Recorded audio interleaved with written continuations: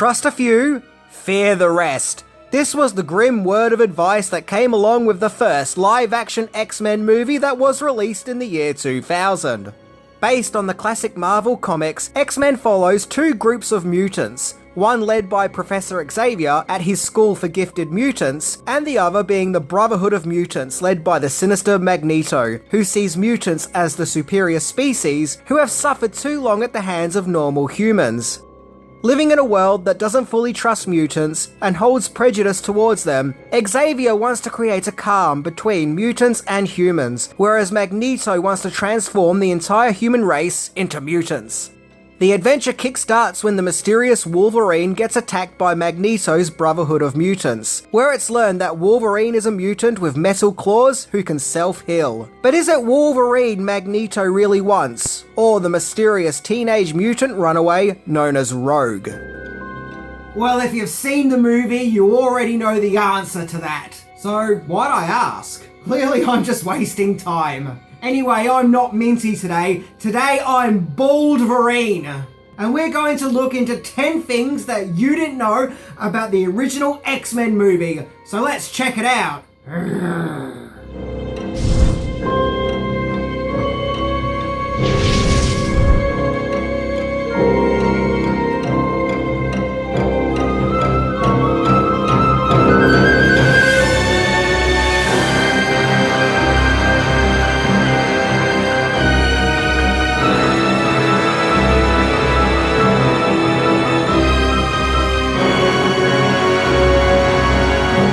Number 10. The origins of X-Men. Although the first movie came out in 2000, the X-Men's origins go all the way back to the groovy days of 1963. The story explores a group of heroes known as mutants, meaning they carry the X gene, which gives them superhuman abilities. X-Men was the creation of Stan Lee and Jack Kirby. At the time of the story's creation, Lee and his Marvel company was having great success with heroes such as Spider-Man, the Incredible Hulk, the Fantastic Four, and Iron Man. For his next comic book title, Lee wanted to make another superhero team, another group, but didn't want to have to once again go through the hustle and bustle of having to explain how they got their powers. Lee felt that it just wouldn't have worked if everyone in the team was bitten by a radioactive spider or exposed to gamma rays. So he came up with the idea that the X-Men were born with their powers, on the account that they were mutants. Mutants who have been schooled by Professor X and guided to be a source of help to the human race. The original title of the comic was The Mutants, but it was felt that readers may not know what a mutant is. The name X-Men came to be because these are characters with extra powers. Extra powers, as in X-Men. It is said that real social issues of the time, like the civil rights movement, was a huge source of inspiration for the X-Men, given that a major focus on the story is prejudice that the X-Men encounter from members of society who aren't like them, and fear them. The original lineup of X-Men included Cyclops, Marvel Girl, who would become Jean Grey, Angel, Iceman, and Beast, before he would be covered in blue fur. And the team would face off against Magneto's Brotherhood of Mutants, which originally consisted of Toad, Quicksilver, the Scarlet Witch, and Mastermind. Over the years, X-Men would feature many memorable storylines, such as the Dark Phoenix saga, as well as many memorable characters, including Wolverine, who although first appeared in the Incredible Hulk comic 180 in 1974, would become a hugely influential character in the X-Men saga. Number 9. An X-Men movie had been in the pipeline ever since the mid-80s. X-Men may have been an instant success on the printed page, with the comics being fully embraced by readers. It was in fact a long journey to get their cinematic adventures off the ground. The origins of the X-Men movie can be traced as far back as early 1984. A potential X-Men movie was being eyed up by movie company Orion Pictures, who incidentally that very year had great success with The Terminator. An X-Men script was written by Marvel writers and editors Roy Thomas and Jerry Conway. However, the production came to a dead end when Orion Pictures then suffered financial issues. Jump a few years later, and Stan Lee was negotiating with fellow production company Coroco Pictures to make an X-Men movie. This unmade attempt would have been produced by James Cameron, as well as being written and directed by Kathryn Bigelow, with Bob Hoskins being the #1 choice for Wolverine, which, yeah, I can actually see that. However, just like Orion Pictures, Carolco also suffered financial issues, with the company going bankrupt, and so the X-Men rights went back to Marvel, and instead Cameron and Bigelow would produce and direct the surfer action movie Point Break. Marvel then offered the rights to Columbia Pictures, in the hopes that they might be interested in making an X-Men movie. Sadly, they were not. Wow, it seems that this film just could not get off the ground. If only there was, a popular X-Men cartoon to really jumpstart the movie. Number 8. The early 90s cartoon set things in motion.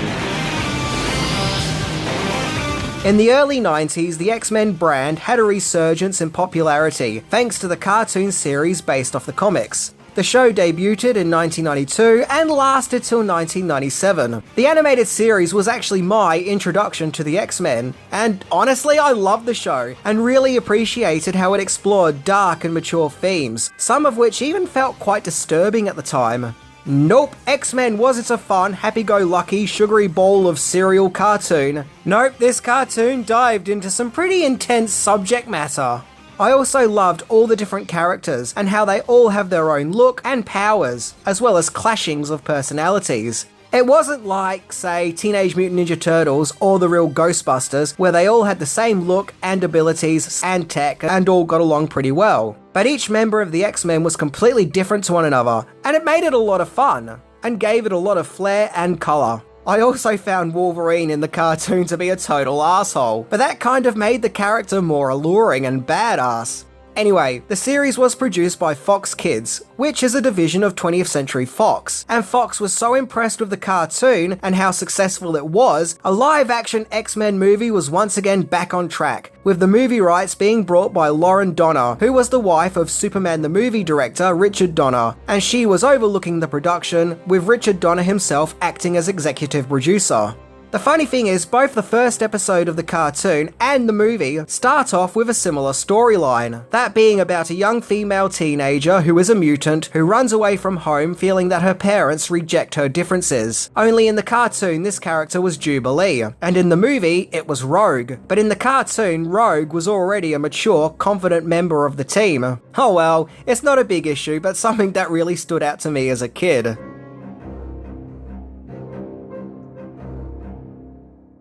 Number 7. The absolute cluster of script rewrites. So in 1994, the first script for this new X-Men movie was written by Andrew Kevin Walker, who incidentally would go on to write 8mm. His script had similar elements to the final movie, in that it sees Wolverine joining the X-Men in order to stop Magneto and his takeover of Manhattan. Shutter Island scriptwriter Laeta Colagrides was then brought in to make rewrites, which added the element of Magneto trying to turn the whole of Manhattan into mutants. Then in 1996, Wonder Boy's author, Michael Chabon, approached 20th Century Fox with his own outline for an X-Men film series, in which the villains wouldn't feature in the story until the second movie, with the first movie focusing mainly on the Wolverine and Jubilee characters. His outline was rejected. Then also in 1996, Bill and Ted co-creator Ed Solomon was brought on board to also write a script. Then John Logan and James Schamus were then brought in to do further work on the script and to flesh out the characters more. Needless to say, the script writing process was a nightmare, and it seemed that 20th Century Fox weren't happy with any of the script attempts. In fact, things got so bad, Marvel comic book writer Chris Claremont, whom had written for the Uncanny X-Men comics, had to send a memo to the studio explaining the bare basics of the X-Men and who and what they are.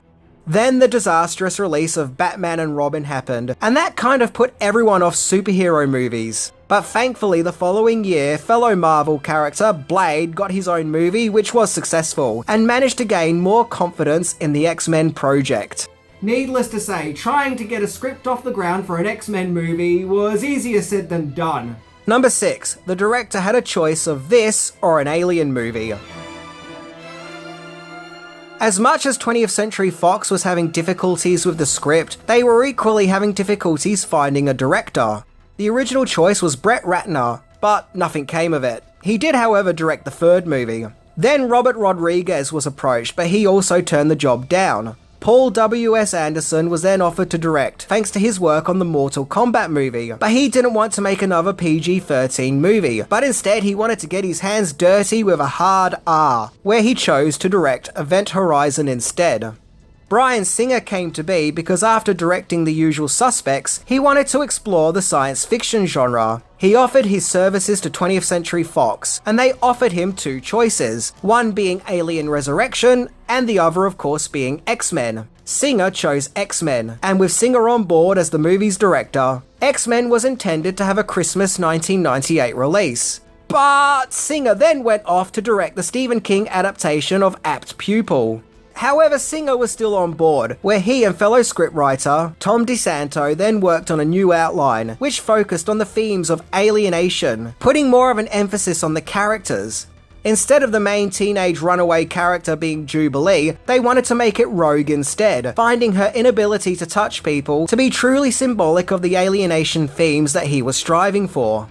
Christopher McQuarrie, who worked with Singer and DeSanto on The Usual Suspects, was then brought in to work on the script for this outline. It was felt that this script's last act needed rewrites, where Joss Whedon was brought in, where he pretty much rewrote the script, even adding hints of the Dark Phoenix saga. This script was rejected. Eventually, Singer's assistant, David Hayter, made the final rewrites to the script, and despite the fact that he got sole writing credits, there are discrepancies as to the true creative resources behind the script.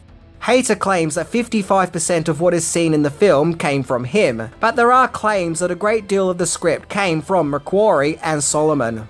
Along the way, many characters would be added and removed from the script, such as Beast, who was originally meant to appear in the movie, to the stage where Industrial Light and Magic even started working on designs for the character, as well as other characters who would not make the cut, like Nightcrawler, the Blob, Juggernaut, the Sentinel robots, and at one stage the Danger Room was in the script, and then it wasn't in the script, and then it was in the script again. Yeah, look, the whole thing was a chaotic mess.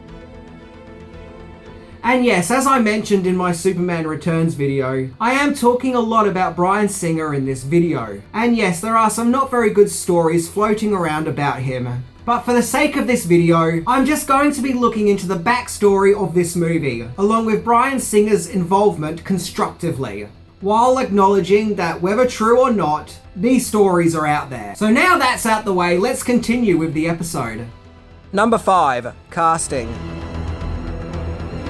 When it came to casting the part of Professor Xavier, Patrick Stewart was always the number one choice for the part, or, as I knew him back then, bald Star Trek dude, aka Picard.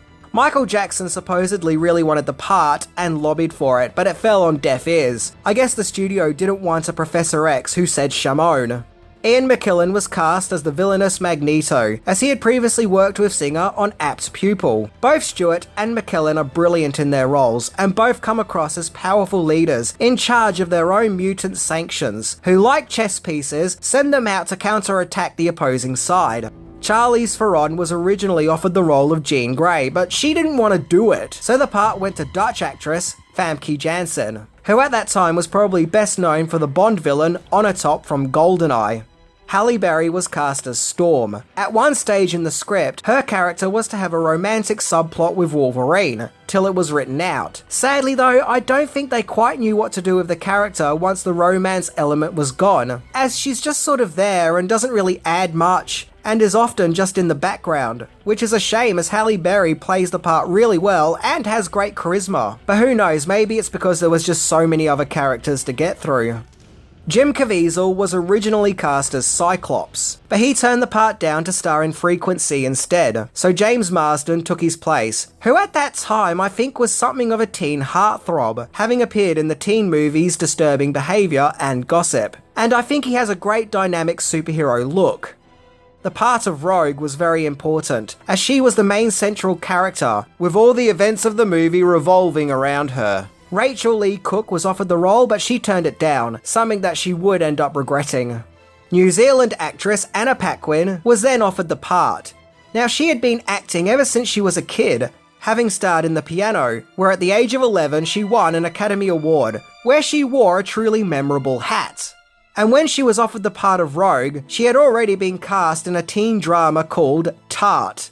Okay? But she dropped out of that movie to star in X-Men instead. Good choice. Rebecca Romaine played the villainous Mystique, where she spends most of the movie as a blue mutant with some truly amazing makeup effects on display. She pretty much played the part with no clothes on, apart from some special effects makeup covering her bits. And Ray Park played Toad, whom 1 year earlier played the memorable villainous role of Darth Maul. But we were missing one major important character. What about my boy Wolverine? Number 4. The casting of Wolverine was a whole other ballgame. So the biggest piece of casting when it came to X-Men would have been Wolverine. At that time, he was arguably the most popular character in the franchise. Now in the production's very early days, Glenn Danzig was offered the part, but he was just too busy. When the production shifted to its current iteration, Russell Crowe was the number one choice for the part, but he declined, probably because he was too busy making Gladiator. But Russell Crowe was like, yeah, I can't star in this movie, but I've got a friend who will be excellent for Wolverine. And 20th Century Fox were like, oh okay, who's that then? Do tell. And Crowe replied, an Australian actor called Hugh Jackman. To which 20th Century Fox were like, who the heck is Hugh Jackman?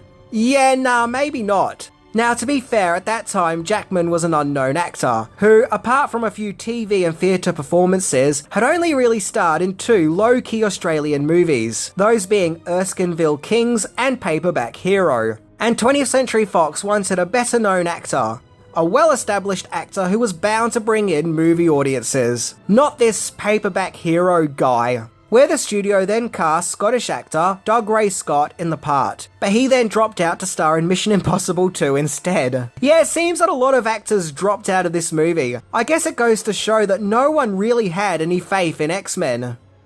Viggo Mortensen was Singer's number one choice, and he was tempted and even viewed some storyboards, but he ultimately didn't like the idea of having to commit to a multiple picture deal, so he was out. The movie shoot had started, and yet there was still no Wolverine. In fact, the filming had been taking place for 3 weeks. Yes, 3 weeks, till 20th Century Fox finally auditioned Jackman, where they were instantly impressed, and thus he was cast.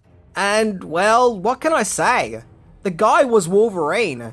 Yeah, he's not Canadian, and he's tall, going against Wolverine's original short stature, but he still embodied the character, and despite not being a star at the time, X-Men catapulted Jackman into huge international stardom. Not bad for that Paperback Hero guy. And when it came to the part, Jackman took inspiration from Clint Eastwood's Dirty Harry character and Mel Gibson's interpretation of Mad Max, particularly in The Road Warrior. Number 3. Steven Spielberg mucked up the filming schedule. Filming for X-Men took place around Toronto, Canada. The exterior for Xavier's School for Mutants was filmed at Parkwood Estate in Oshawa, Ontario. The estate had been used for filming for lots of movies and TV shows. Heck, it was the Madison Mansion in Billy Madison. Filming for X-Men was to take part in the earlier part of 1999, with the intention of it being a Christmas 2000 release, but its filming got pushed back to September. What made things extra complicated is director Steven Spielberg was getting ready to start filming the science fiction action movie Minority Report for 20th Century Fox, but Spielberg decided to push back filming on that movie to make AI artificial intelligence for Warner Brothers instead. So this meant that 20th Century Fox had a gap for a summer 2000 release, and wanted X-Men to fill in the gap left by Minority Report. So despite the filming being pushed back, the release date was brought forward by 6 months, meaning that it would have been a very quick and very hectic shoot. Apparently while filming, Bryan Singer wasn't the easiest to work with. According to Wikipedia, he was on medication for back pain and would have mood swings and tantrums. There are also other seedy stories floating around out there about Singer and some of the behind the scenes of this movie. Look, I won't go into them because I really don't want to, but if you want to know more, just look it up yourself. But as I mentioned before, not very good stories out there. Number 2, deleted scenes. So just as with any other movie, there were several scenes that didn't make it into the final film. One scene in particular is an extended classroom scene at Professor X's mansion, where we actually see the character Jubilee, who originally did feature in the script more. Who knows, maybe there were plans to flesh out her character further in the sequels, till she was written out entirely. We also see the Pyro character, who would return in the sequels but played by someone else. There's extra scenes of Cyclops and Storm, which flesh out their characters a bit more, but I guess these scenes also would have had the running time just drag on. In fact, a lot of the deleted scenes take place at Professor Xavier's mansion, and well, yeah, they don't really add to anything, so I think the movie is better off for them not being there. It's like whoever edited the movie really got bored with the mansion scenes, with all these characters just talking. Another really fascinating scene takes place before the X-Men go off to do battle with Magneto, where Cyclops gives Wolverine his X-Men suit, where we learn that Wolverine's suit is actually one of Cyclops' suits. So, I guess that right now, technically I'm cosplaying as Cyclops. But still, it's a nice scene. It's like Wolverine is officially becoming a member of the band, so to speak. Number 1. X-Men had the first highest opening day. X-Men was released in July 2000 and it was very successful, making nearly $300,000 million on a $75 million budget. It was the third highest grossing opening day release, just behind The Phantom Menace and Jurassic Park: The Lost World.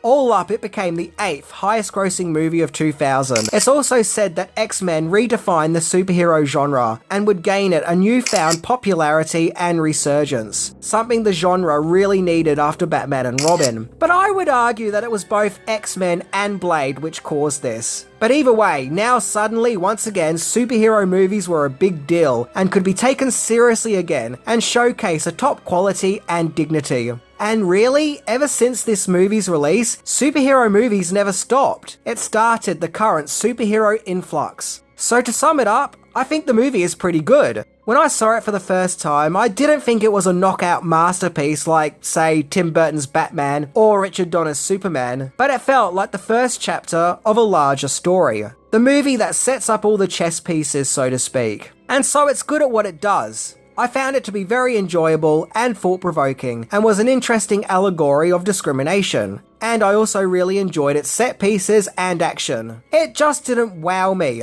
The second movie, however, definitely did. So I would put X-Men up there with Batman Begins. It didn't exactly make me leap out of my seat with excitement, but it is a competent and enjoyable first chapter, as well as a great superhero flick. And sadly, if some of the morbid background behind-the-scenes stories associated with this movie are true, then that really is a shame and gives it a bit of an icky factor. But to judge the movie simply as a product, you know, what's on screen, then by all accounts, it is a wonderful superhero movie.